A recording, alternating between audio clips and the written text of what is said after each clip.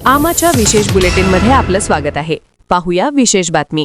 राज्यातील बहुतांश महापालिका निवडणुका महायुती एकत्र लढणार असल्याचं मुख्यमंत्री देवेंद्र फडणवीस यांनी स्पष्ट केलं असलं तरी कल्याण डोंबिवली महापालिका केडीएमसी निवडणुकीबाबत भाजपकडून वेगळे संकेत मिळत आहेत।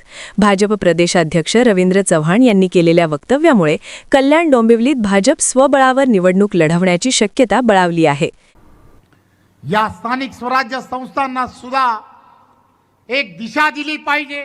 चांगल्या विचाराच्या असणाऱ्या व्यक्तींच्या हातामध्ये, चांगल्या असणाऱ्या विचारांच्या असणाऱ्या पक्षाच्या हातामध्ये म्हणजे भाजपाच्या हातामध्ये द्या।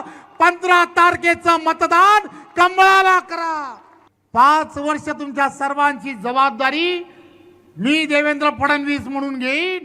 कल्याण डोंबिवली महापालिकेसंदर्भातील विधान हे पूर्णपणे विचारपूर्वक केल्याचं रवींद्र चव्हाण यांनी स्पष्ट केलं आहे। अर्थ काय काढायचा हा तुमचा प्रश्न आहे असं म्हणत त्यांनी आपल्या भूमिकेवर ठाम असल्याचं पत्रकारांशी बोलताना सांगितलं।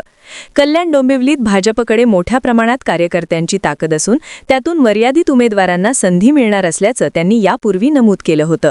याच पार्श्वभूमीवर भाजप स्वबळावर निवडणूक लढवणार असल्याची चर्चा राजकीय वर्तुळात रंगू लागली आहे।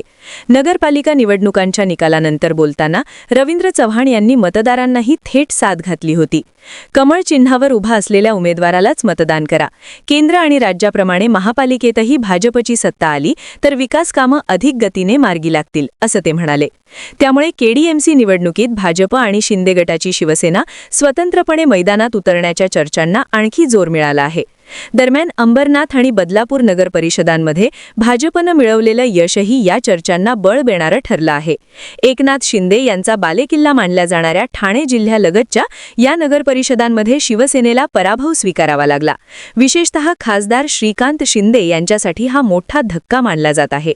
या पार्श्वभूमीवर आता कल्याण डोंबिवली महापालिका निवडणुकीत भाजप स्वबळावर उतरण्याची तयारी करत असल्याचे स्पष्ट संकेत रवींद्र चव्हाण यांच्या वक्तव्यांतून मिळत आहेत।